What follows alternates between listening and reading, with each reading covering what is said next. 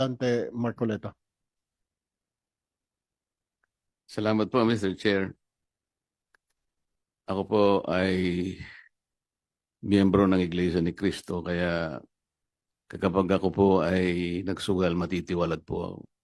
Kaya alam na po ninyo kung anong posisyon ko dito.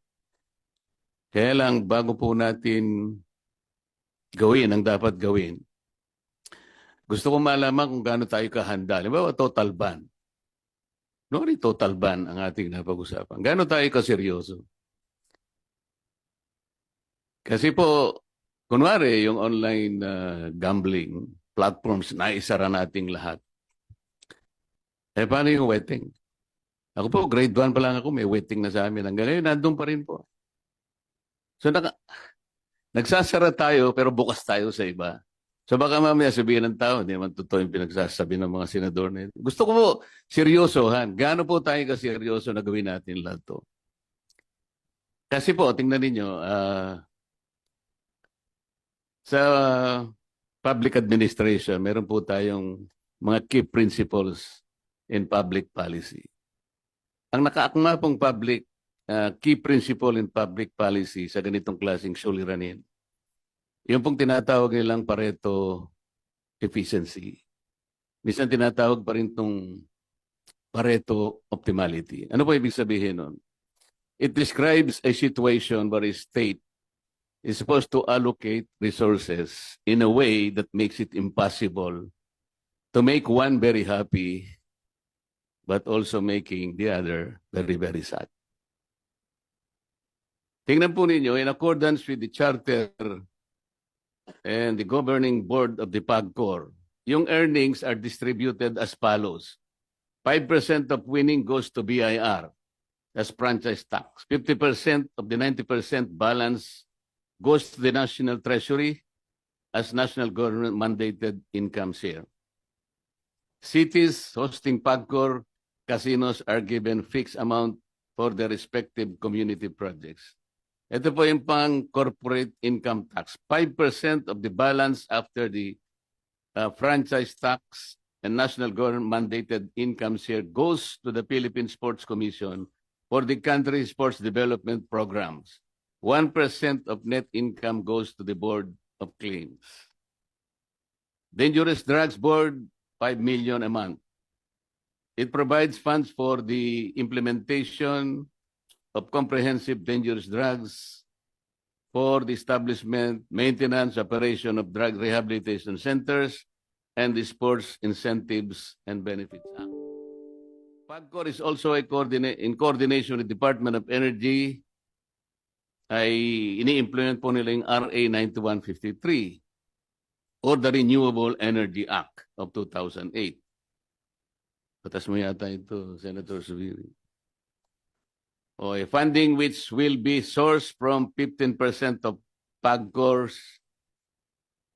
annual net income. Remaining balance of PAGCOR's income is remitted to the social fund to sustain the priority projects of the Office of the President. 50% of the national government share from PAGCOR's gaming income shall be transferred to PhilHealth to fund the Universal Healthcare Center. Paano po ngayon yan? Napakaraming tatamaan ngayon. Paano natin sasagutin ngayon ng biglaan sa ating mga kababayan to? Nang hindi tayo pagsususpetsahan na gagaling-galingan ng mga senador na ito, pero baka wala ring magawa. Gusto nating iban talaga. Ako po, number 1, gusto ko ring iban yan. But let's face it, bakit po naging salot ito, sabi ng ating chairman? Gaano kalaki yung salot? Bakit lumaki yung salot? Anong ginagawa ng PAGCOR? Ang PAGCOR po, sa aking pagkakaalam, kayo po ang may mandato nito. Presidential Decree 1869 as amended by PD 1993, Executive Order 260, at saka RA 9487. Whereas, sabi po niya rito, let me read this, Mr. Chair. PAGCOR's operation has enabled the government to identify the potential sources of additional revenue, provided games of chance are strictly managed and made subject to close scrutiny, regulation, supervision, and control of the government. Bakit nagkaroon ng breakdown ng control, ng supervision, ng scrutiny? Bakit sa ngayon ngayon sa mga nagsipagsalita ng mga kasama ko ay lumala ng lumala and we're facing a social ogre siguro. Ano po ang ginagawa ng DICT, for example? Kayo po ay magbabantay din dito. So ito po lahat pag-usapan muna natin. Sino-sino po ba ang may-ari ng mga online game platforms?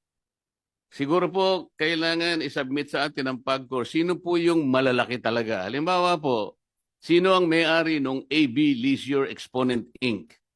Sino yung may-ari ng Gabin Ventures Inc., GVI? Sino yung may-ari ng Playmate Leisure Solutions Corporation? Sino may-ari ng PhilWeb Corporation? 4 lang po yung babanggitin ko. I was informed that these 4 online gaming operators corner more than 80% of the entire market for this gambling operation. Sino po itong mga lalaking? Kilala ko po lahat ito, kaya lang gusto ko marinig sa PAGCOR. Isasubmit nyo po ba sa komite kung sino-sino ang may-ari ng mga gaming platforms na ito? Mr. PAGCOR, can you make a commitment na isubmit po ninyo? Your Honor, we will submit the list and the beneficial owners of all the companies that not only you have mentioned, but lahat na po yung kulang 70 lang po kasi yung may lisensya. Meron pong purely online lang, merong physical casino at meron ding online casino. Opo, Your Honor, amin pong isusumite ang 2 uri ng pagmamayari na inyong tinatanong. Una po, yung sa land-based casinos, yun po yung tinatawag ng mga integrated resorts. So kung saan yun po ay may mga iba't ibang pag-aari din. Ngayon meron din po yung mga land-based casinos na yon na integrated resorts. Sila po ay meron ding online gaming na negosyo na kalakip sa kanilang lisensya. At bukod po doon po sa online gaming companies, isusumiti po namin sa committee yung pong pangalan, una yung pangalan nung may lisensya, pangalan ng lisensya, at pangalawa po ay kung sino po ang mga beneficial owners nito. Kulang 70 po lahat, Your Honor. Isusumiti po namin lahat yon sa committee. Ang siguro po, Mr. Chair, ang kailangan natin para mas maging malinaw, sino yung official owner, sino yung beneficial owner, sino yung gaming system administrator, ano yung mga games. Katulad po ng halimbawa, itong AB Leisure Exponent Inc. Yung mga games niya po, ito yung DG Plus, Arena Plus, Bingo Plus. Sa ito, Mr. Chair. At alam ko, I think the PAGCOR and the DICT will be struggling to reinvent themselves kung paano ma-address ito. Halimbawa, mapag-usapan natin total ban. Paano kaya ang gagawin nila? Sa ngayon pa lang, Mr. Chair, I would suggest, kung nandito po yung representative ng BSP, na silang nagre-regulate po ng mga e-wallets. I believe, Mr. Chair, the BSP should issue a suspension order to e-wallet platforms to deny links to all these online game platforms para wala na pong wala nang pag-uusapan. Can the BSP do that? Good morning, Mr. Chair, Your Honor. Yes, as the Monetary Board of the Bangko Sentral ng Pilipinas has approved our policy that we direct the BSP supervised institutions to take down and remove all icons and links redirecting to online gambling sites.